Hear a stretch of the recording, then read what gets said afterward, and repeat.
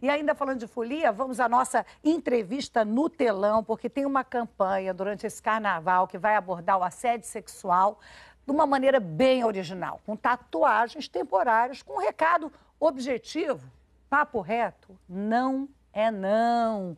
Conversa agora com a Luca Borges. Me conta, Luca, boa tarde para você. Como é que nasceu esse movimento? Que eu vi que logo que vocês propuseram a ideia, houve uma mobilização enorme, deu super certo, né? Exato, exato. Ano passado que começou a campanha, no carnaval aqui do Rio, 40 mulheres se juntaram e produziram 4.000 tatuagens. A gente distribuiu aqui no Carnaval do Rio só, e quando acabou o Carnaval de 2017, a gente falou, não, a gente precisa crescer, precisa chegar em mais mulheres. E aí a gente fez uma campanha de financiamento coletivo na benfeitoria e a gente arrecadou R$ 20.457 de 355 pessoas e produzimos 25.000 tatuagens, que é o que a gente vai distribuir agora no Carnaval 2018. Essas tatuagens vão ser distribuídas no Rio, em São Paulo, em Salvador, Belo Horizonte, Brasília e Pernambuco, em Recife e Olinda. Sensacional, né, Luca? Porque a gente vê e percebe isso, que esse é o grande momento, né, desse ano. A gente viu até nos grandes eventos internacionais o tema do assédio sexual muito presente.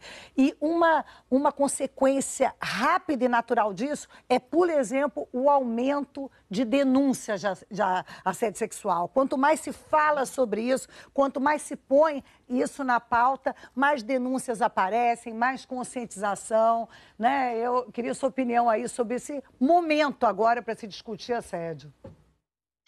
Sim, ano passado, 2016 para 2017, se eu não me engano, aumentaram 90% as denúncias no 180, né? Que é o número que a gente liga quando está passando por alguma questão de violência contra a mulher. E esse número a gente sabe que ainda é subvalorizado, né? Ainda não são todas as questões que são denunciadas, mas a gente vê esse aumento porque eu acredito muito que tem a ver com a conscientização, né? Do que é assédio, do que é violência e que nós mulheres não temos que passar por isso. No Carnaval, especificamente, no ano passado, a cada 4 minutos, uma mulher sofreu violência. Então, é um número muito alarmante, também é por isso que a gente aproveita o Carnaval para trazer esse assunto, né, para as mídias, para as ruas, para o corpo da gente, o corpo das mulheres. O Garamba tem uma pergunta. Luca, boa tarde. A campanha é super oportuna, porque com essa explosão nos últimos anos do Carnaval popular, né, do Carnaval de rua, a gente ouviu muita besteira, muita ignorância do tipo assim, mas se a mulher tá lá, amigão, então ir a um bloco significava querer ficar com alguém, né? E aí queria saber o seguinte de você, qual é a tua experiência com o coletivo que você pertence, em quantos anos a gente não vai precisar que a mulher tatue uma mensagem tão óbvia para o homem de Neandertal entender? Eu costumo brincar que o maior objetivo do nosso projeto é ele não existir, é ele não ser necessário mais, assim. Eu não sei quanto tempo vai demorar. Enquanto isso, a gente está na rua, está lutando para conscientizar, né? É uma micropolítica, um trabalho de formiguinha, mas que a gente vai vendo a consciência chegando, né? Eu vejo através de amigos e amigas falando, não, tive uma conversa com um primo, com um irmão, com outro amigo sobre o assunto, explicando o que a gente não quer. É muito doido para a gente, para nós mulheres, ter que explicar que algumas abordagens tão óbvias são violência. Claro. Mas às vezes é necessário e a gente está fazendo esse trabalho. A Sandra tem uma pergunta. Tem uma coisa que eu acho legal e importante nisso, que é um exemplo, é que tem um lado muito educativo, né? Até coisas que você acha que deveriam ser óbvias, mas que precisam ser ensinadas. E eu fico pensando que em todo esse momento que a gente está vivendo de denúncia do assédio, o próximo passo vai ser quando a gente não pensar mais em denúncia, mas pensar em como é que a gente lida com isso, né? Como é que as pessoas podem trabalhar, conversar, chegar num outro lugar, sem ser pela guerra, mas pela conversa, por uma linguagem comum, né? Que eu imagino que seja o próximo estágio dessa coisa educativa, né? Sim, a gente, enquanto coletivo, no ano passado, a gente ficou quase 2 meses fazendo uma campanha de financiamento coletivo, né? E durante esse período a gente quis muito debater e conversar sobre essas questões. Então a gente realizou alguns eventos aqui no Rio e um em São Paulo para trazer essa conversa, né? Porque o Não é Não na rua, na TV, no jornal, a gente está falando sobre isso, mas a gente queria aprofundar um pouco mais o debate. A gente pretende fazer isso de novo esse ano, durante o ano, fazer mais encontros sobre isso. E foi muito interessante, assim, a gente teve encontros, inclusive com psicólogos, terapeutas, debate de filme, para poder entender um pouco mais, assim, do o que é que na nossa sociedade deu tão errado para a gente precisar fazer isso, assim.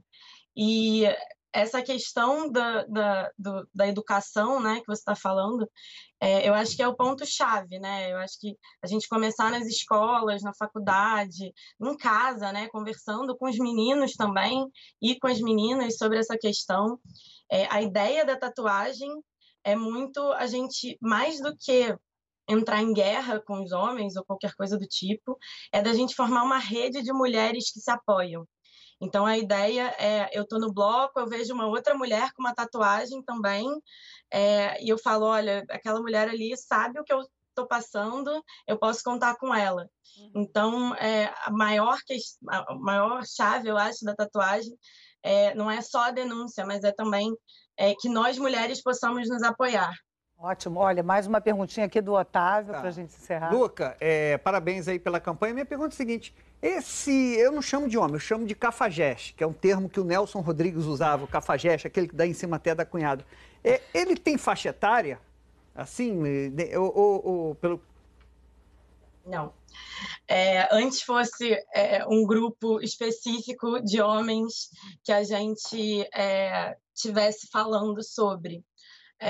Não tem faixa etária, não é isso que a gente vê nas ruas. Existem homens, como você falou, cafajestes em todas as faixas etárias. E a gente vê que não essa coisa que você falou, né, sou rodriguiana, né, assim, do cafajeste que dá em cima da cunhada e tal, isso é muito estereótipo, né, do homem que dá em cima de todo mundo e tal. Mas a gente vê que os assédios, às vezes, acontecem de forma muito sutil. E aí não é esse estereótipo do cafajeste, do malandro, da fantasia do carnaval e tal, do boêmio. Acontece de formas muito sutis, assim, olhando na rua, ou no transporte público, com uma cara já devorando a mulher, assim. Isso já é uma espécie de assédio, isso já incomoda, isso já passa do limite, assim. E isso é muito mais comum, não é só esse estereótipo de homem, sabe? Eu lembro de teve uma pesquisa, eu tenho que encerrar mais rapidamente, né? Não lembro que país que o homem teve que se sentir o objeto. Então, tudo que a mulher passa o dia inteiro, ele tinha que passar, aí ele sofria cantada, aí ele ia para a delegacia, mesmo sendo difícil esse exercício de empatia, porque o homem vai continuar a ser homem, mulher vai continuar mulher, no final ele já estava tão, só pelo jeito que era tratado, pelo delegado, que falava da roupa que ele estava usando, pela cantada, aquilo já trouxe, assim, um mal-estar tão grande, que eu acho que aí deu para ele entender. Vai pular muito carnaval? Vai. Quantos blocos você vai poder aí distribuir alegria, Luca? Para a gente encerrar. Olha, a gente está divulgando nas nossas redes sociais os blocos que a gente vai distribuir as tatuagens.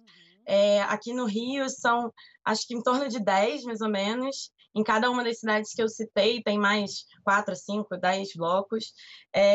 Eu mesma não sei ainda, então vamos ver aí como é que eu vou conseguir conciliar a campanha e o carnaval. Mas pretendo pular muito ainda, aproveitar muito. Obrigada pela oportunidade. Eu que agradeço. Bom carnaval para você e para todos aí. Muito legal a ideia. Beijão.